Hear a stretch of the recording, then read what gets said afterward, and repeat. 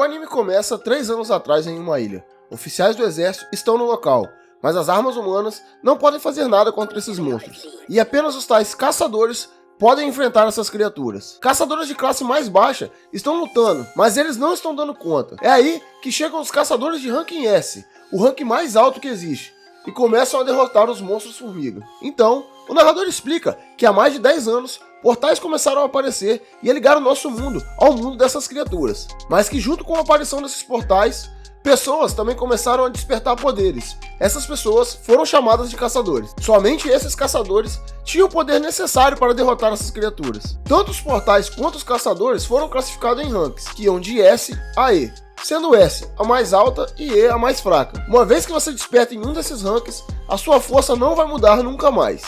Não importa o esforço ou o treino, a sua força permanecerá a mesma. É aí então que somos apresentados ao nosso protagonista, Jin-Woo, que é do rank E, o rank mais fraco. Ele é considerado por todos ali o caçador mais fraco da humanidade. E ele estava ali para realizar as tais dungeons que eram feitas pelos caçadores a fim de coletar materiais. Dentre os principais materiais que eram coletados, existia um cristal que os seres humanos utilizavam para produzir energia limpa no nosso planeta. Os equipamentos coletados nessa dungeon também eram usados para derrotar monstros mais fortes de portais de rank mais alto.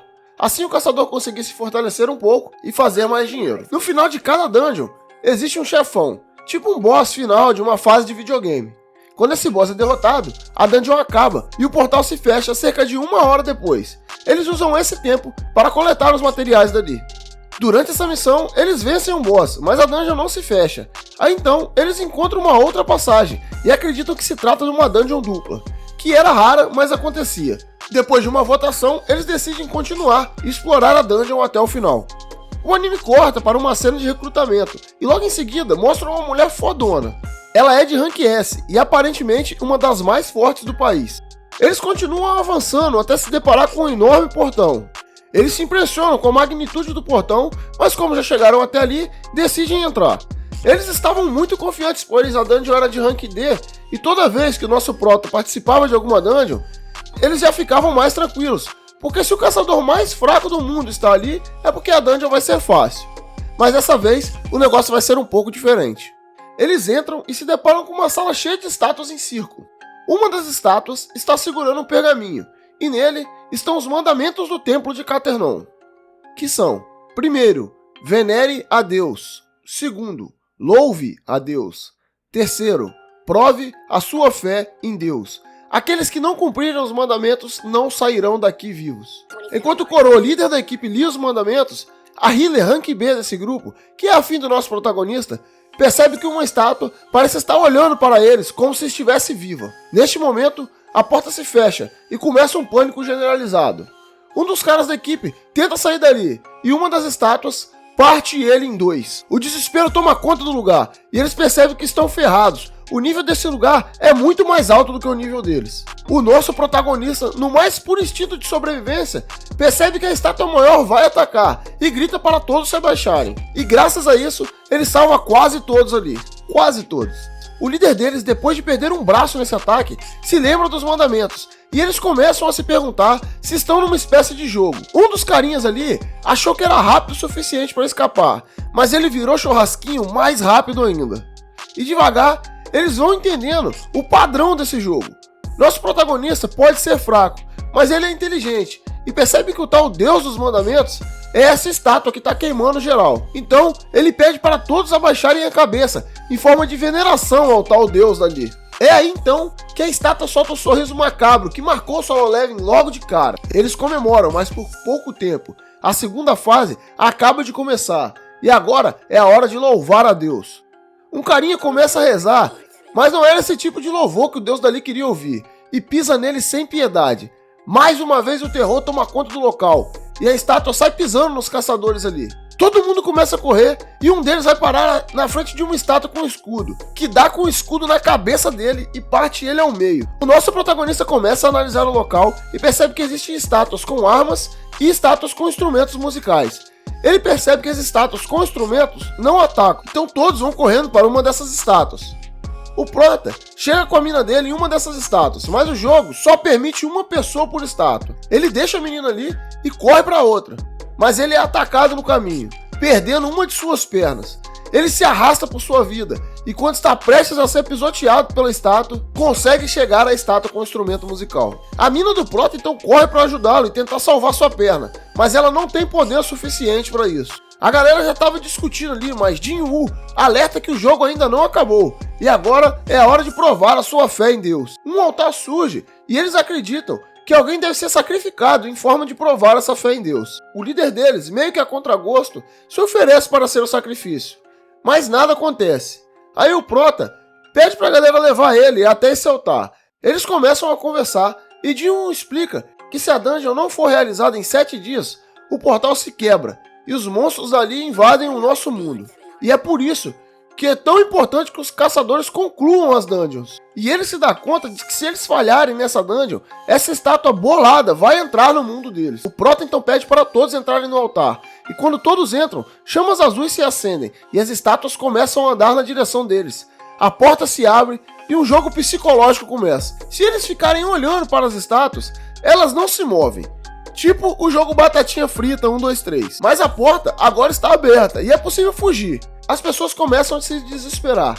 A tentação de sair dali é forte demais. Então geral começa a fugir. Mas se muitos deles saírem do circo, não é possível olhar para todas as estátuas e elas vão atacar. Cada vez mais pessoas fogem. E cada uma que sai, a porta se fecha um pouco, tornando impossível que todos fujam dali. Agora que eles não têm mais pessoas suficientes para olhar para todas as estátuas, não tem mais como todos eles se salvarem. O Prota então pede para o líder pegar a mina dele e sair dali, que ele vai ficar como sacrifício. O Coroa então dá um golpe, apaga a menina e foge dali com ela.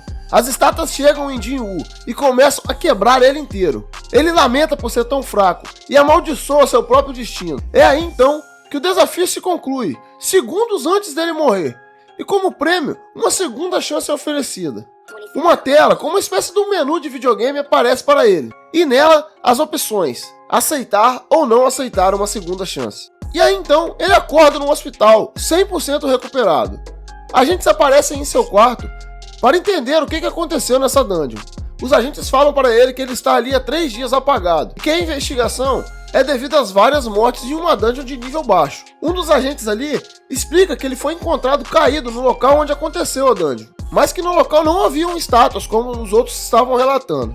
Os agentes então falam para ele que é possível que ele tenha recebido um segundo despertar e levam uma máquina que vai medir a sua quantidade de mana para ver se ele subiu de nível. Eles medem, mas ele ainda é um rank E. O Prota então percebe que as outras pessoas não conseguem ver a tela de notificações que ele está vendo agora. Ele não tem certeza se isso que ele está vendo é real, mas aos poucos ele começa a entender que agora ele faz parte de algum tipo de jogo. Ele receberá missões diárias para fazer, e caso não faça, sofrerá penalidades. Ele ignora o aviso. O dia termina e ele não cumpre a missão diária. E é então que ele vai parar na zona de penalidade. O lugar é um deserto com uma centopeia monstro gigantesca.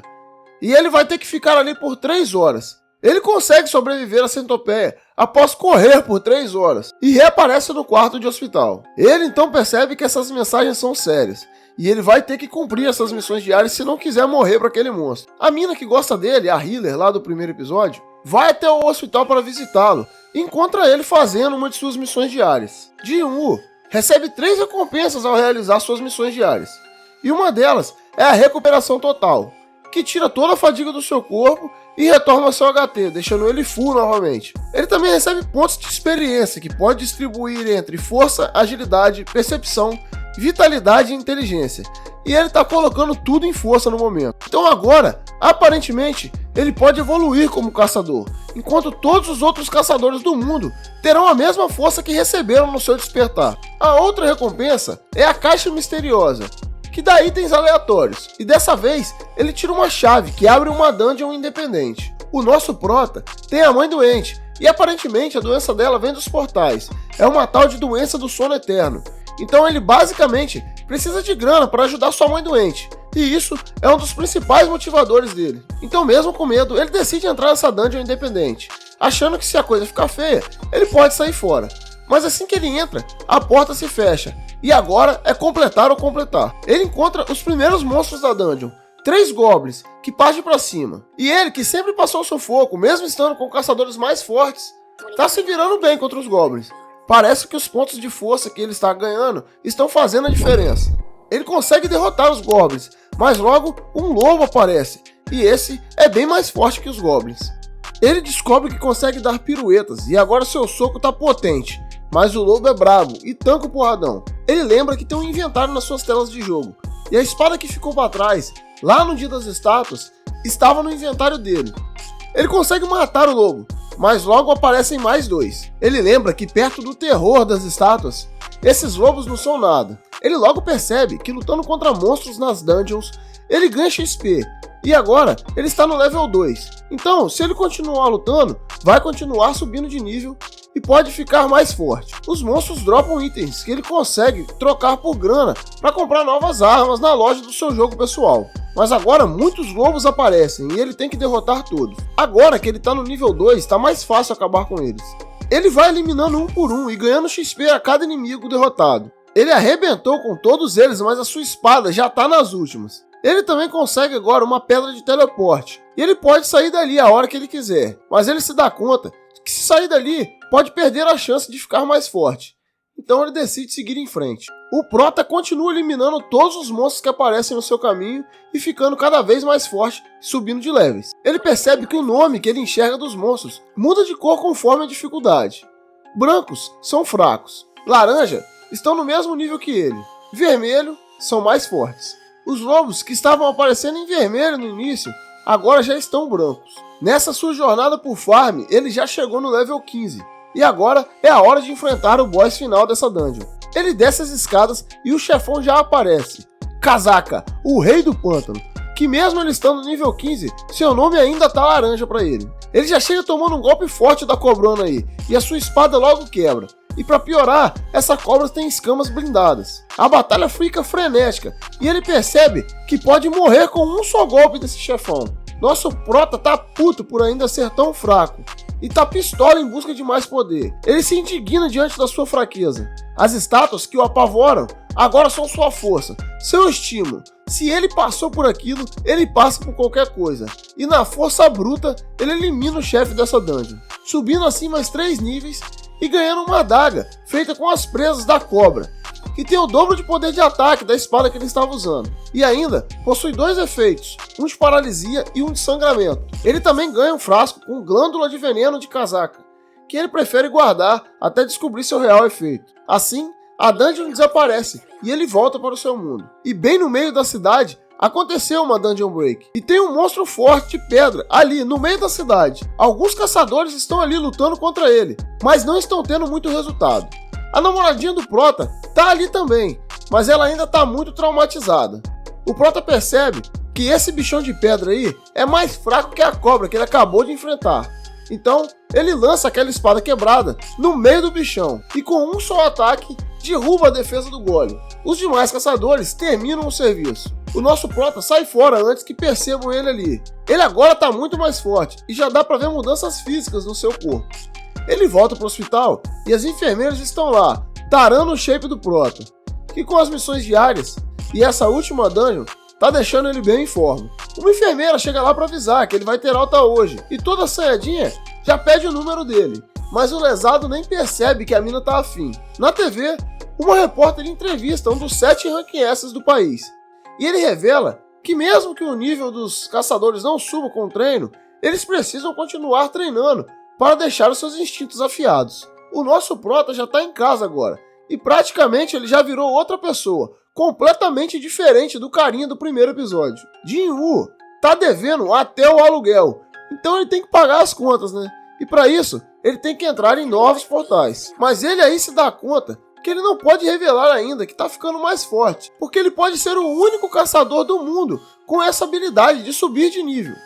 Então ele tem que continuar em dungeons de níveis mais baixos até que fique forte o suficiente para garantir a sua própria segurança. Ele acha um grupo que vai fazer uma dungeon de ranking C e que só estão precisando de algumas pessoas para completar o número de pessoas mínimas necessárias para entrar na raid. O Prota percebe que o negócio tá meio estranho, mas como eu falei, ele tem que pagar as contas, né, galera? Lá ele conhece outro maluco que tá lá só para completar a cota também, Jin-Woo, que vai se tornar um grande aliado mais à frente. Jin-Woo tá com a armadura cara pra caralho, mesmo sendo de rank D, Então fica bem claro que esse maluco aí é um filhinho de papai. Eles entram no portal e nesse lugar não tem nem luz. O Prota logo se dá conta que eles estão numa dungeon de monstros do tipo insetos. E vários bichos aparecem, uns bichos meio grilo, meio aranha, chegam do alto, pulando em cima da galera. Mas esse grupo já é bem coordenado e tá matando todo mundo. Mesmo as coisas aparentemente dando certo, o Prota continua com uma sensação estranha. O anime então mostra um cara de Rank S treinando, e a gente vê um pouquinho da verdadeira força que o Rank S tem. Eles continuam avançando na dungeon, mas só aparecem insetos meio feridos pelo caminho, então tem algo mais forte que tá ferindo eles. Eles chegam num local que tá lotado de pedra de mana, e se eles pegarem tudo, vai dar muita grana para cada um. O chefe dessa dungeon tá logo ali, é uma aranha gigante que tá dormindo no teto. Esses caras então, super suspeitos, metem um papinho que precisam sair para pegar o equipamento para coletar tanto cristal, mas eles estavam armando e explodem a porta da sala do mestre, trancando o nosso Prota e o Riquinho com a aranha gigante. Os caras querem matar eles para dividir a grana só entre eles. A aranha acorda e agora Jin-Woo tem que lutar com o mestre de rank C. Ele saca sua adaga e se prepara para o combate. Mesmo essa aranha sendo o inimigo mais forte dele até o momento, ele no nível 18 se sente confiante para caçar essa aranha. O combate começa e o moleque da armadura logo percebe que nosso Prota não é rank E porra nenhuma. O Prota percebe que a adaga é a chave para vencer, graças às spells de paralisia e sangramento. Mas a aranha não deixa ele se aproximar, e a bichona ainda solta ácido pra cima dele, além de ter uma couraça quase impenetrável. Jin-Woo tá passando sufoco e tava quase sendo morto, mas aí ele se lembra que ainda não usou o Max Recover da sua missão diária. Ele utiliza recuperando toda a sua força e HP. E é aí que no mais puro protagonismo, Jin-Woo dá a volta por cima, acerta a aranha bem na cara várias vezes e mata o bichão, ganhando assim muito mais XP. O moleque da armadura fica com medo de Jin-Woo ser um ranker falso e tentar matá-lo. E aí começa a puxar o saco dele, chamando ele de chefe e essas coisas. Os caras do grupo que estavam confiantes que a aranha ia matar eles, ficam surpresos por eles terem conseguido matar a aranha. O cara acha que eles venceram por conta do equipamento do moleque, e com uma pesquisa, ele descobriu que esse moleque é na real o filho de um mega empresário dono de uma construtora famosa. Eles então, no mais puro sadismo, pedem pro moleque matar o Prota. Mas o moleque, depois de ver o que ele fez com a aranha, não é nem louco de tentar e fica do lado de Jin-Woo. Os caras então decidem matar os dois, mas é aí que surge uma missão urgente para Jin-Woo. A missão era matar os 6 arrombados ali. Um cara então ataca o Prota, que é pego de surpresa, e leva um golpe. Se ele não realizar essa missão de matar 6 pessoas, o seu próprio coração vai parar de bater. Então não resta escolha para ele. Ele vai ter que matar um ser humano pela primeira vez. Uma aura negra emana do corpo do Prota, e ele começa a sua caçada. Enquanto o maluco discursava tirando onda com ele, ele arranca a cabeça do cara sem nem pestanejar. Ele fica em choque por um segundo por ter matado alguém, mas logo percebe que é matar ou morrer, e continua matando os caras ali. Ele mata 5 deles com extrema facilidade, e só sobra o líder deles, que usa uma habilidade contra o Prota. Esse líder de ranking C com certeza era o mais forte entre eles, e ele acha que tem chance contra Jin-Woo, mas nosso Prota estava subindo de nível esse tempo todo, e já tá bem mais forte nesse momento. O cara pede por piedade, mas ele é obrigado a matar, porque o sistema tá pedindo isso para ele numa missão. A dungeon começa a se fechar e eles têm que partir. Uma investigação é instaurada, por conta de só os 2 ranks mais baixos terem sobrevivido. Mas o pessoal da investigação também acredita que eles sobreviveram por conta do equipamento do Riquinho. Jin-Woo agora recebeu mais recompensas por ter matado os caras. E agora ele ganhou a habilidade de Intenção Assassina. Essa habilidade reduz todos os atributos do inimigo pela metade. Muito roubado. O cara, líder dos arrombados, era irmão de um caçador de rank S, que vai querer vingança. Nosso protagonista percebe que isso de subir de nível pode estar mudando ele de alguma forma, e enquanto ele pensava sobre o assunto, tentava tomar uma cervejinha, mas o sistema agora detecta substâncias nocivas a ele, e ele não consegue mais ficar bêbado. A sua regeneração está extremamente acelerada, e ele percebe que ele ganhou isso lá na Dungeon das Estátuas, e é por isso que seus membros, que foram arrancados na ocasião, voltaram a crescer. O filhinho de papai volta a aparecer. Ele agradece o nosso Prota e faz uma proposta para ele.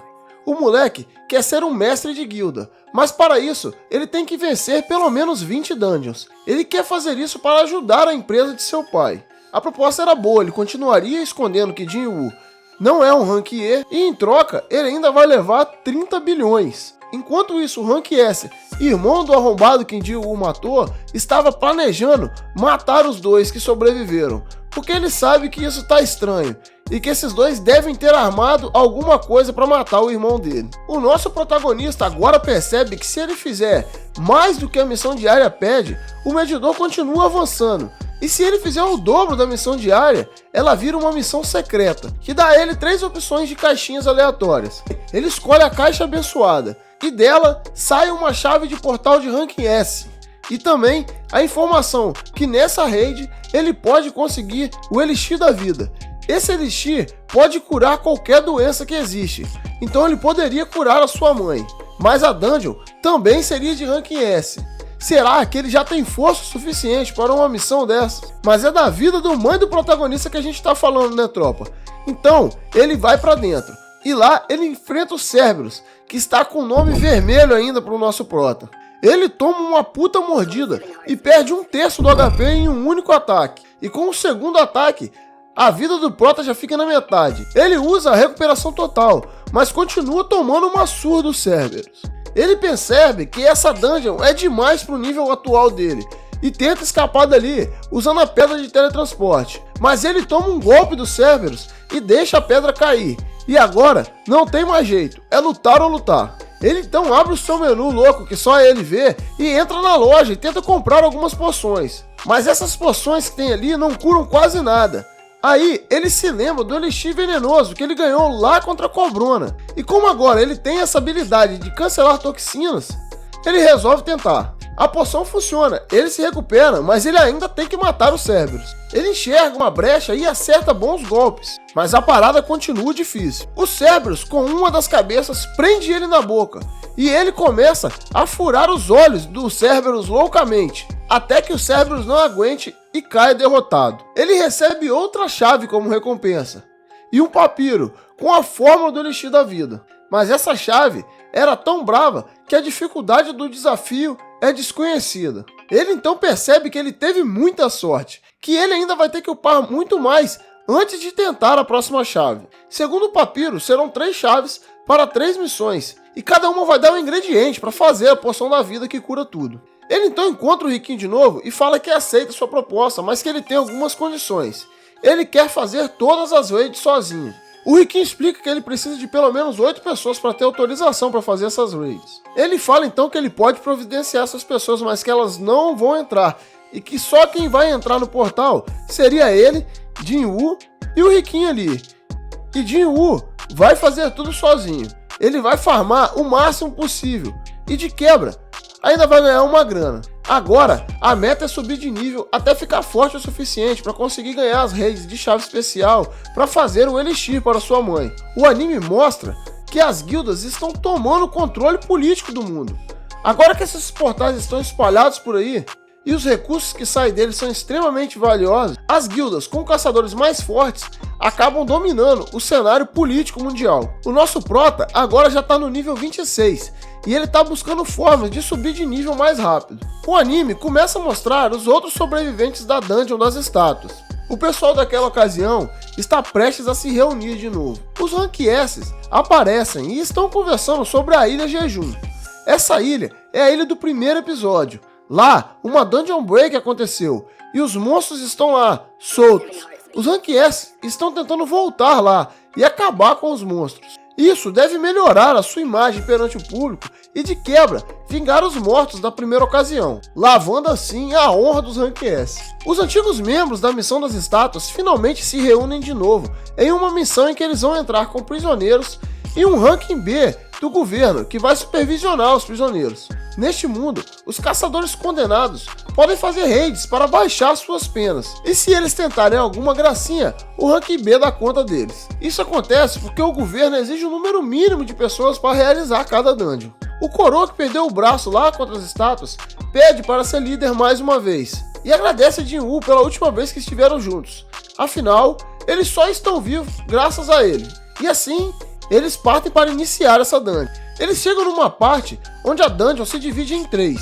E Jin-Woo, agora que tem a percepção melhorada, logo de cara percebe em qual caminho seguir para encontrar o chefe. Ele então escolhe esse caminho, que ele vai seguir junto com o Sem Braço e a healer que gosta dele. O agente Rank B do governo vai no meio com os prisioneiros, e os outros 2 vão na que sobrou. É aí que o flashback é mostrado e mostra pra gente que esses caras foram presos por matar a filha de um cara. E esse cara pagou o examinador 300 milhões para matar os 3 dentro da missão. O examinador aceitou o dinheiro para matar os caras. Então, ele mata os 3. Os 2 caras que tinham pego um outro caminho acabam se cruzando com o examinador, matando os 3 prisioneiros. E o examinador, para esconder o seu crime, mata os 2 também. Os gritos dos caras sendo mortos chamam a atenção do grupo de Jin-Woo, que correm até o local. O Rank B, então, na mais pura crocodilagem, tenta matar a namoradinha do Jin, mas ele bloqueia o ataque. O caçador do governo se mostra um canalha e revela que não matou os caras apenas por dinheiro, mas porque ele gosta de matar. O coroa Sem Braço então pede para healer buffar ele e parte para cima do examinador. Esse examinador é da classe assassino, e o velho, apesar de ser da classe mago, é muito bom com a espada. A dupla era até bem forte, mas o Rank B é forte demais para eles. Quando o Rank B estava prestes a desferir um golpe fatal, Jin-Woo entra na frente e bloqueia mais uma vez um golpe do Rank B. O cara mete um olhar sinistro e parte para cima de Jin-Woo. Agora, um combate de caçadores da classe assassino vai começar. A sede de matar do agente era tão grande que, mais uma vez, desperta uma missão urgente do sistema, que pede para Jin-Woo eliminar o Rank B. O examinador então revela uma habilidade excelente para um assassino, a habilidade de furtividade.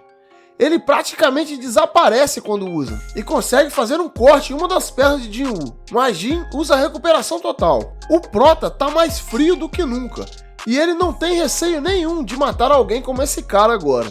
Jin-Woo se mostra muito mais forte que um Rank B experiente.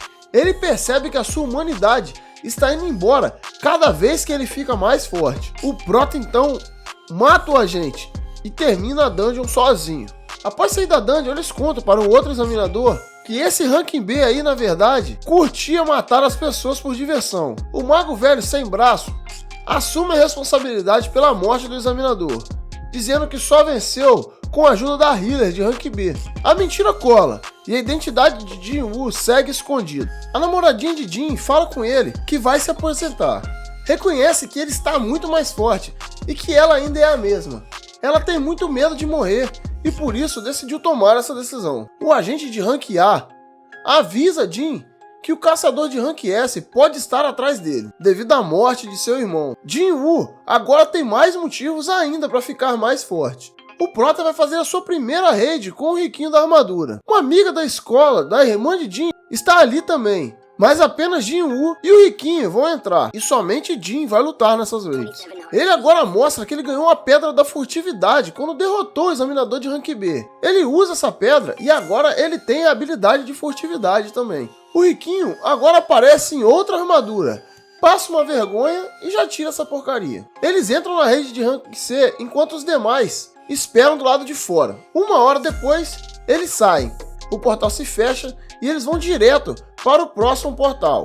A meta é fazer pelo menos 3 por dia. Jin-Woo segue matando tudo que atravessar seu caminho e continua subindo de level. As suas habilidades também seguem avançando. Ele chega no nível 40 e uma missão especial aparece, a missão de troca de classe. Um cara de outra agência percebe que tem gente pagando uma grana pelos portais de Rank C, e ele percebeu que Jin-Woo está envolvido nisso. Ele liga os pontos e desconfia que Jin recebeu um segundo despertar. O cara então decide ir conversar com Jin-Woo. Ele aborda Jin-Woo para lhe fazer uma proposta. O cara fala que vai pagar o dobro do que ele está recebendo. Mas é aí que o cara fica em choque quando descobre que Jin está ganhando 30 bilhões. Jin-Woo usa sua furtividade para deixar uma ameaça clara. E se aproveitando da situação, Jin-Woo passa a perna no cara e vende 3 portais para ele de Rank C por 600 milhões. E assim, ele consegue um tempinho para fazer a sua missão de rank especial de mudança de classe. O Prota vai para bem longe da cidade para iniciar sua missão de mudança de classe. Ele entra no portal e percebe que não fez a sua missão diária, e isso vai ser muito importante lá na frente. Nessa missão, ele não pode usar poções nem recuperação total, e o primeiro monstro que aparece é um do tipo armadura. A sua adaga parece não ter muito efeito nesse tipo de monstro. Ele tem que se segurar, já que sem poções ele não pode recuperar mana e nem curar ferimentos. Enquanto isso, Jin-Woo está num almoço de família, em uma disputa com seu irmão pelo respeito de seu pai. E o nosso Prota segue enfrentando oponentes que fazem ele se lembrar de todos os inimigos até aqui. Os Rank S estão reunidos para partir para a Ilha Jeju, e Jin-Woo segue eliminando vários monstros e vai ganhando equipamentos. Ele ganha alguns equipamentos tipo armadura, que ele consegue colocar em seu corpo e elas ficam invisíveis, aumentando assim a sua defesa. Ele se prepara para enfrentar o que parece ser o mestre do local. Ele sente novamente o mesmo que sentiu na dungeon dupla das estátuas. É aí então que surge Igris, o Cavaleiro Vermelho. Mesmo Jin-Woo estando acima do nível 40, o nome do inimigo ainda aparece em vermelho, e em vermelho bem escuro. Esse vai ser o inimigo mais forte até aqui. O cavaleiro que defende o trono vazio, Igris, parte para cima, cortando pilares de concreto como se não fossem nada. Igris demonstra uma força descomunal. No quesito força bruta, Ignis é muito mais forte que Jin-Woo, mas as suas velocidades parecem ser equivalentes. Jin-Woo percebe que a sua adaga é inútil perante a armadura de Igris e resolve tentar a força bruta. Igris então, com sua honra de cavaleiro, em uma cena badass, se desfaz de suas armas também e parte para cima numa trocação franca. Igris é muito mais forte que o protagonista e surra ele impiedosamente. Jin-Woo se dá conta que se não tivesse com a nova armadura, já teria ido de base há muito tempo. O Prota tenta ganhar na velocidade, já que na força não vai rolar, mas Igris desvia de tudo, até que um chute de Jin-Woo acerta Igris, que aí fica puto de vez e começa a surrar Jin ainda mais impiedosamente do que antes. Igris arremessa Jin-Woo, que cai sentado no trono, em uma cena hiper simbólica. Igris então chama sua espada e está prestes a dar um golpe final, mas Jin-Woo, em uma explosão de fúria, se recusa a perder. Segura a espada de Igris com uma só mão e acerta Igris com a adaga nas fendas do elmo da armadura. Vários acertos críticos são disparados e Igris cai. Jin-Woo reconhece que teve sorte e que Igris era melhor que ele em todos os quesitos. Ele ganha 4 recompensas, uma delas o mesmo elmo de Igris, um equipamento de Rank S. Ganha também bastante ouro e 2 pedras, uma pedra de teleporte e uma pedra toque do dominador, que ele guarda para depois. Ele se questiona o porquê de ter recebido uma pedra de teletransporte agora que o chefe já foi derrotado. É aí então que um novo desafio surge: sobreviva o máximo possível. E vários portais surgem, um timer disparado e vários monstros começam a surgir. O Prota tenta ganhar tempo usando a sua furtividade, mas que não dura muito tempo e para de funcionar. Ele começa a sofrer muitos danos e percebe que não vai dar. A luta contra Igris exigiu demais dele. E é aí que, quando ele estava prestes a usar a pedra de teletransporte, que mais uma vez ele é golpeado e a pedra cai em meio a centenas de monstros à armadura. Ele já está no nível 47 e agora só resta lutar até não aguentar mais. Suas frustrações do passado começam a atormentar. Suas inseguranças literalmente falam com ele, mas sua sede de poder, sua sede por força, ainda estão lá. Ele já não estava aguentando mais, e quando estava prestes a ser morto, a penalidade da missão diária que ele deixou de fazer o salva e leva ele para a zona de penalidade no deserto das centopeias. Agora, na zona de penalidade, ele consegue usar poções e se curar. E as centopeias, que antes tinham o nome vermelho, agora têm o nome todo laranja. Ele elimina todas as centopeias, compra novos itens e usa a pedra que tinha ganhado na batalha contra Igris, que dá a ele a habilidade de manipular objetos sem tocar neles, assim como Igris fez com a sua espada. Ele compra uma adaga nova que dá mais dano a monstros do tipo armadura, e agora ele volta para o desafio de mudança de classe. Os caçadores Rank S seguem sobrevoando a Ilha Jeju, que parece ter vários mistérios. Jin-Woo, já de volta na batalha contra as armaduras, percebe finalmente que essas armaduras não são um problema, e sim os magos, eles que estão invocando as armaduras.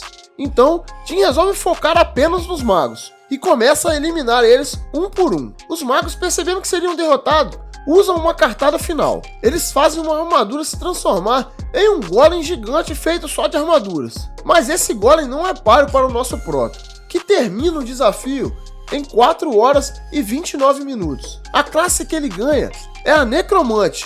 Ele fica em dúvida porque ele upou todos os atributos para ser um assassino, e Necromante não parece ser uma boa mudança. Ele recusa a mudança de classe, mas o sistema fala para ele que essa é uma classe especial e dá outra chance dele aceitar. Agora, fica muito claro que o sistema está guiando ele para algum lugar, e ele aceita a mudança de classe. Agora, Jin-Woo é um necromante com atributos de assassino, e ele se torna o Monarca das Sombras. Agora, depois que monstros são eliminados, ele pode ficar com suas sombras e formar seu próprio exército das sombras. Mas essa extração de sombra pode falhar, dependendo do nível do monstro. E lógico, tem um limite de quantas sombras ele pode armazenar. E assim como esperado, ele tenta ficar com a sombra de Igris. Ele invoca a sombra do Cavaleiro, que recusa o chamado. Ele tenta mais uma vez, e mais uma vez, o comando falha. Ele vai tentar a terceira e última chance.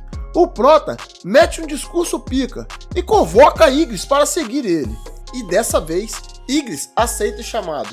Agora, Igris será o general do seu exército das sombras.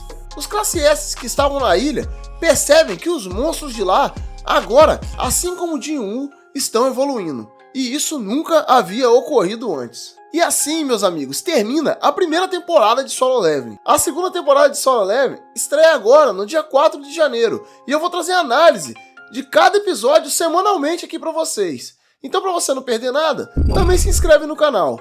Por hoje, eu vou ficando por aqui. Eu te vejo no próximo vídeo. Valeu, fui!